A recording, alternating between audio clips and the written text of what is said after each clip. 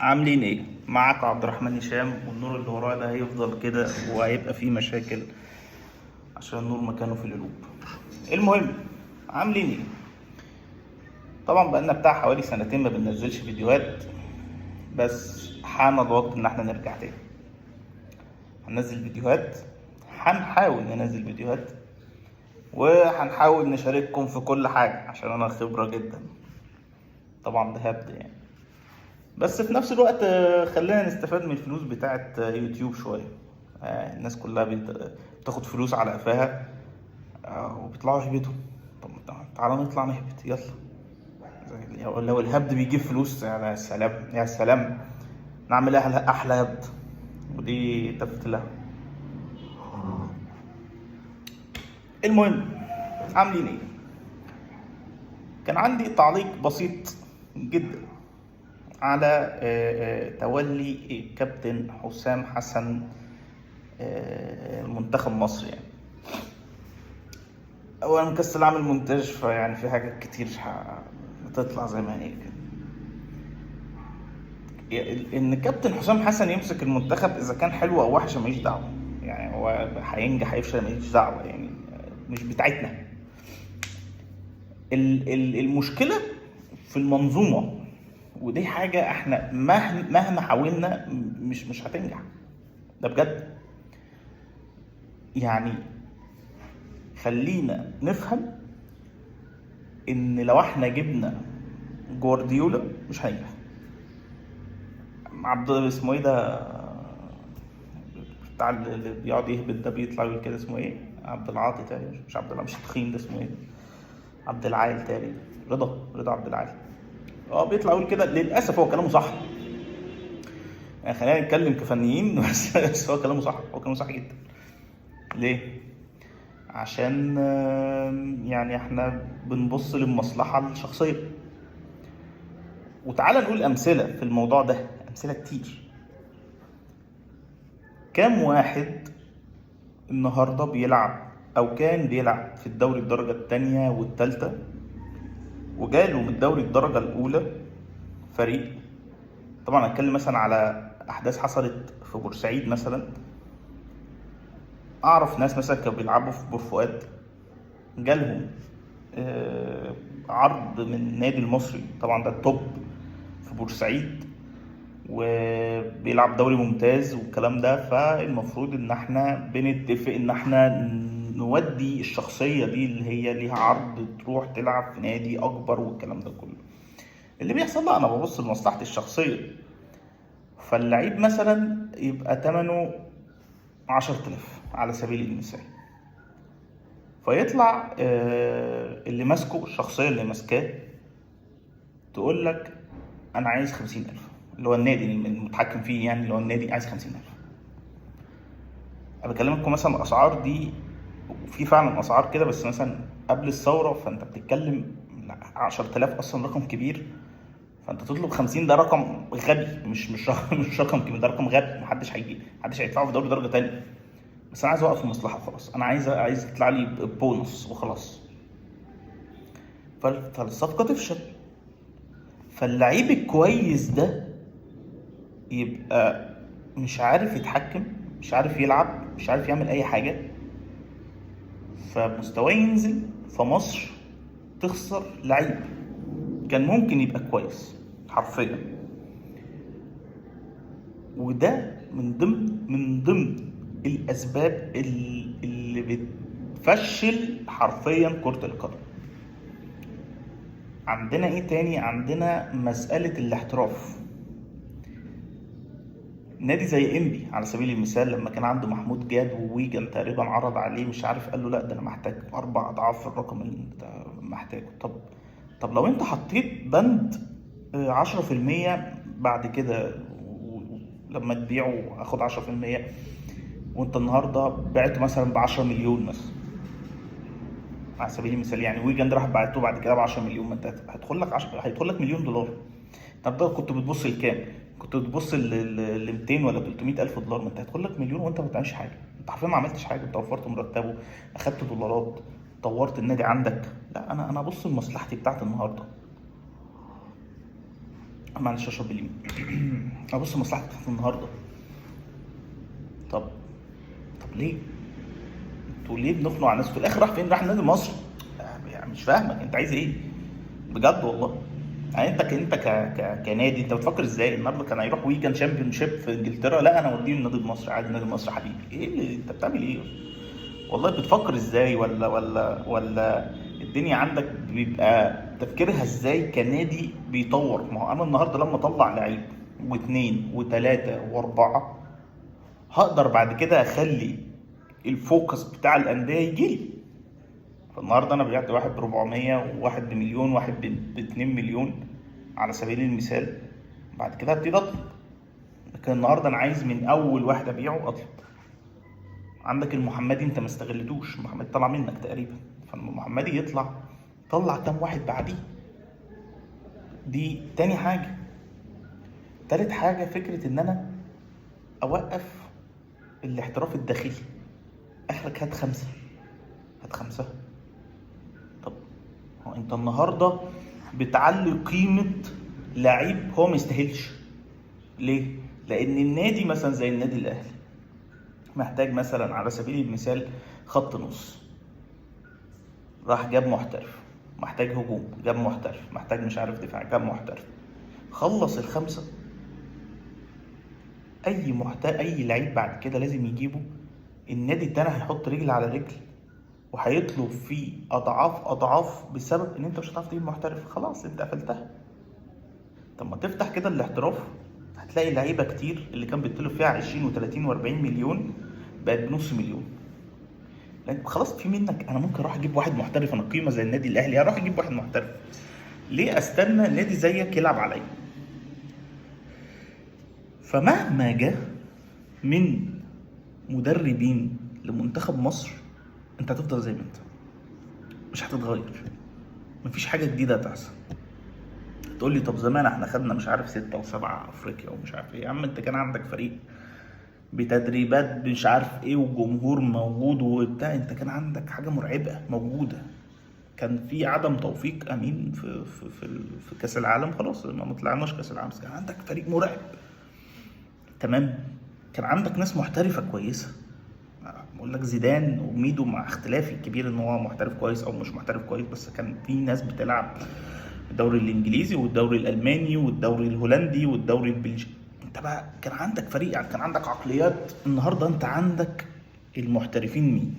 صلاح ماسك الدوري، ماسك المنتخب. النني ما بيلعبش. مصطفى محمد ربنا يكرمه كويس، انا مش بقول حاجه والله. والباقي مين؟ كوكا بيعمل ايه في الدوري اليوناني؟ جايب 190 جول في الدوري اليوناني. مين بيتفرج على الدوري اليوناني غير اليونانيين؟ زي مصر مين بيتفرج على الدوري المصري غير المصريين؟ هو هنا يا ابني. ما تحط استراتيجي كويسه ان انت تخلي المحترفين بتوعك يصعدوا ويروحوا يلعبوا في حته تانية. خلي يا عم عندك اكاديميه كويسه برضو، مع اختلافي مع ميدو، بس برضو هو عامل حاجه كويسه في الاكاديميه زي ميكر دي. حاجه كويسه. رايح يبص ويخلي العقليات بتاعتهم مش عارف زي هو عارف غلطاته في الاحتراف، والنهارده راح يصلحها مع عيل صغير. يا باشا اعمل اصرف، انفست هنا. انت لما تيجي تنفست هنا مليون مشكله عندك هتتحل. شفر لي يا ابني الدوري المصري ده، خلي اليوزر يدفع 5 جنيه في الشهر. تخيل انت النهارده بتبيع دوري مصر ببلاش ما بيدخلكش حاجه بناء على الاعلانات ومش عارف ايه. النهارده يا عم تعالى كده شفره. عندك 5 جنيه في الشهر، عندك 10 مليون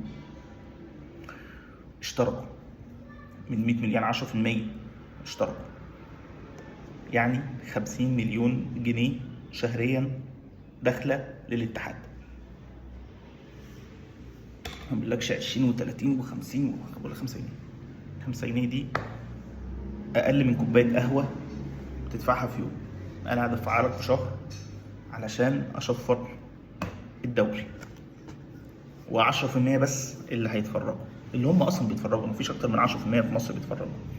بقى معاه 50 مليون.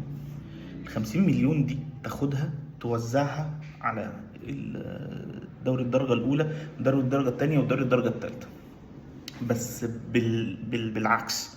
يعني دوري الدرجه الاولى مثلا ياخد 5 مليون، دوري الدرجه الثانيه ياخد 20،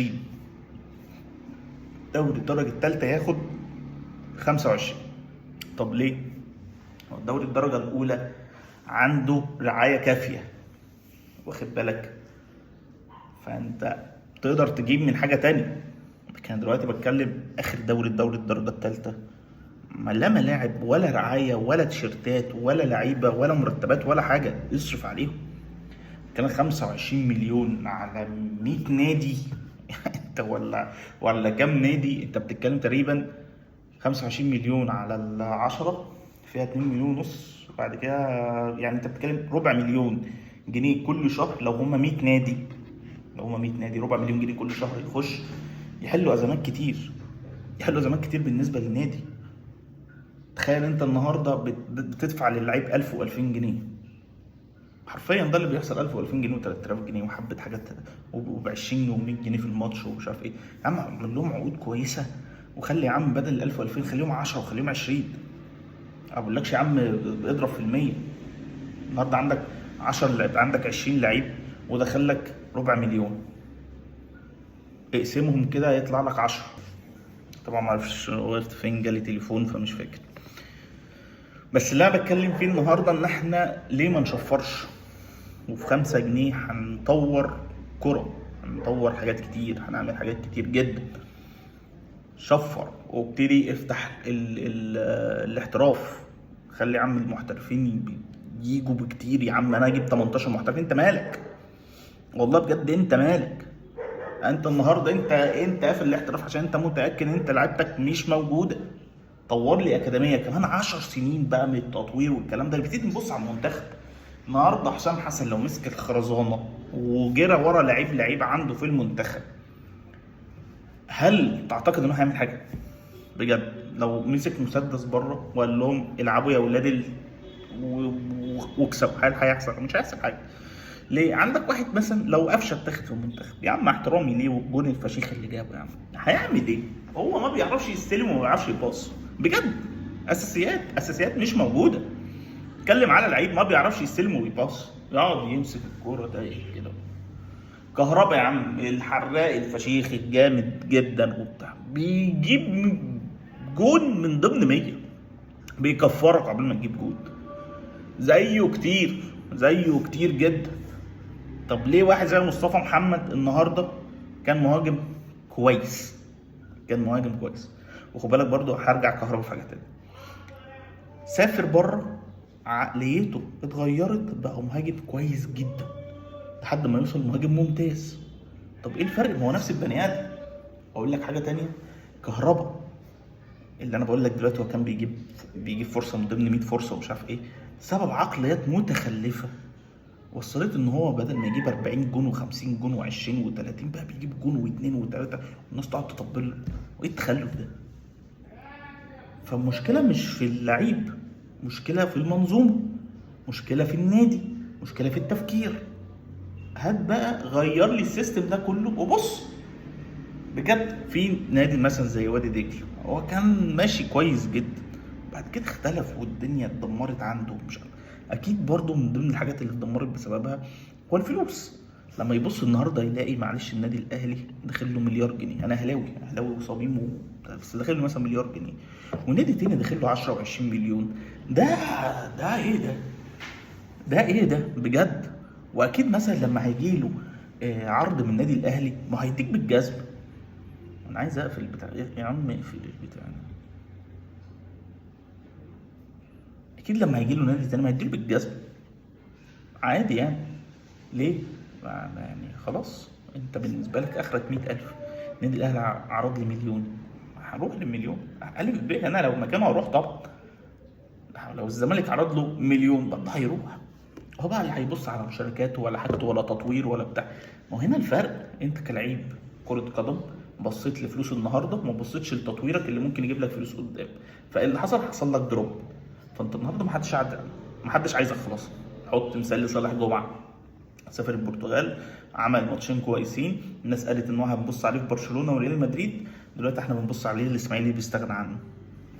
ايه ما هو ده النهارده الاختلاف. انا النهارده في البرتغال كنت باخد كام مثلا 10000 دولار، جه الاهلي هديك 100000 دولار، ما هرجع طبعا الاهلي. ايه الحلاوه دي؟ عقليه. انما النهارده لو بصيت لا يا عم، انا في البرتغال في اوروبا، وممكن اطلع لبورتو، وبعد كده ممكن اروح على اياكس، وبعد اياكس مثلا ممكن اروح دورتموند، وبعد كده اروح على بفريق في الدوري الانجليزي. ترتيب كويس. انا بقى سبت كل ده، ارجع بقى الاهلي، اخد لي 100000 وشهره ومساعده تطبل لي واروح المنتخب وخلاص. لا منه عمل حاجه مع الاهلي، ولا منه لعب، ولا راح المنتخب، ولا النيله. وهو دلوقتي فين؟ الاسماعيلي الاخير على الدوري بيفسخ تعاقد معاه. فاحنا عشان ما حدش يتعشم، احنا محتاجين قنبله ذريه على اتحاد الكوره، تنزل تفجر كل ده والمناصب الاداريه كلها في كل الانديه، ونفتح بقى واحده واحده كده من جديد، نقول الف ب يعني ايه باص، ويعني ايه شوت، ويعني ايه ديفنس، والكلام ده كله. اتوقع لكم ان احنا هننجح لو ابتدينا من الصفر، الصفر اللي هو او من تحت الصفر، لان احنا حتى الصفر بالنسبه لنا دلوقتي بقى حاجه احنا مش عارفين نوصل لها. مش عارفين نوصل ان احنا ننافس انديه. احنا 3 تعادلات 4 تعادلات في افريقيا، كارثه. كارثه كارثه بكل المقاييس. كارثه العقد اللي اتعمل، كارثه الفريق اللي اتجاب، كارثه كارثه كل حاجه. محتاجين نشيل كل ده ونجيب كوادر شابه تقوم المشروع فروم اي تو زد.